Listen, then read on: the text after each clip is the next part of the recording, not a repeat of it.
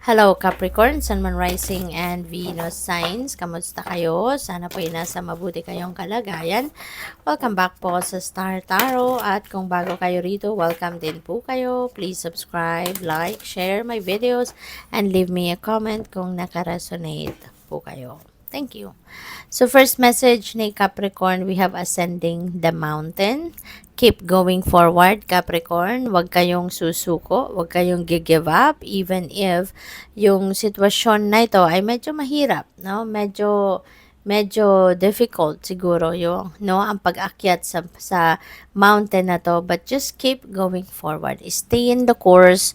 Kung meron man mga challenging situation na pwedeng ma-experience ninyo dyan, rest assured na malalagpasan ninyo yan. Kasi unang-una, hindi ibibigay sa inyo ng Divine Universe yung mga sitwasyon na hindi ninyo kayang solusyonan, mga problemang hindi ninyo kayang solusyonan, mga obstacle na hindi nyo kayang hanapan ng way out. No? Ibibigay sa iyo kung ano lang yung kaya mong i-manage. Okay? Kaya huwag kang matakot. Huwag kang susuko. Okay? Dahil kayang-kaya mo kung ano man ang pwede mong ma-encounter sa journey na yan. We have rejuvenating rain, clear the past, and heal the present. Okay? So, siguro, Capricorn, ang iba sa inyo rito, you are ready to release anything and everything na parte ng inyong nakaraan na maaring hindi naman na nakakapagdulot ng magandang epekto sa buhay ninyo. Parang isasama mo na sa pag-agos ng ulan, yan ay isasama mo na para tuluyan ng malinis yung buhay mo, matuluyan ng malinis ang isip mo at ang damdamin mo makasama na sa ulan, yung lahat ng bigat na naidulot sa inyo ng inyong nakaraan. So that, sa paglilinis na yan na gagawin mo, you will be ready to embrace a new life. You will be ready to tread towards a new path in your life on a clean slate. So, what else? We have in the flow, everything is smooth sailing. So, napakaganda.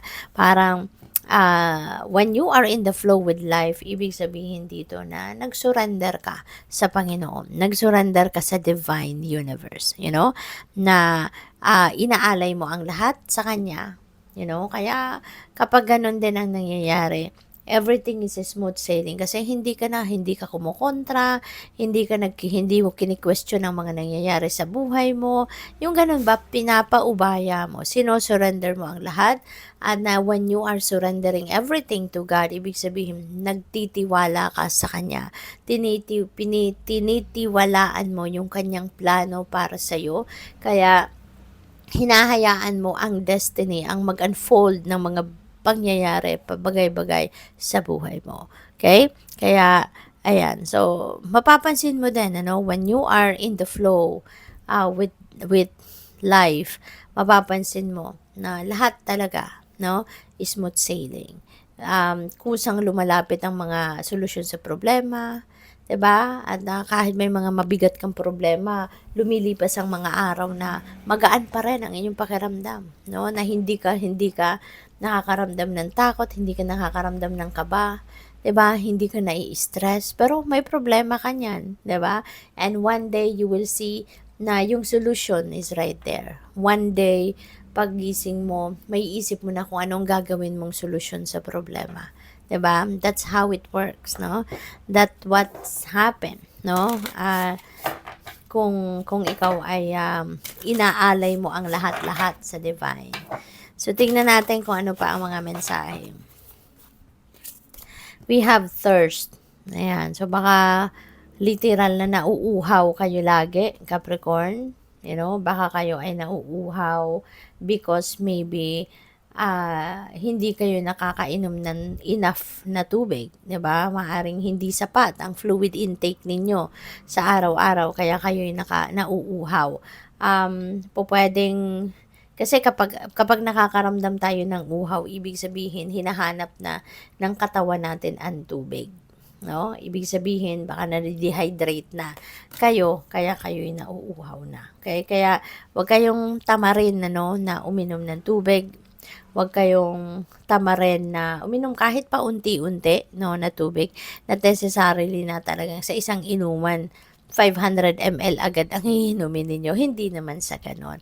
Kasi may mga tao din naman na hirap talagang uminom. Alam mo 'yun, yung hindi sila hindi sila komportable na umiinom ng marami, 'di ba, sa isang inuman. Kaya kapagka gano'n ang sitwasyon, unti-unti, okey?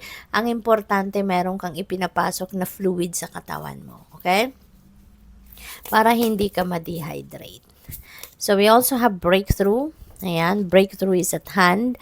At maaaring yung breakthrough na to will come in a fast pace. Kaya dapat maging ready ka lang for anything, no?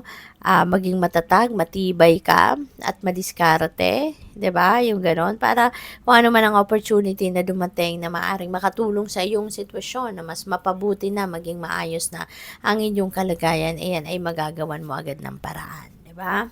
So, what else? We have ancestors.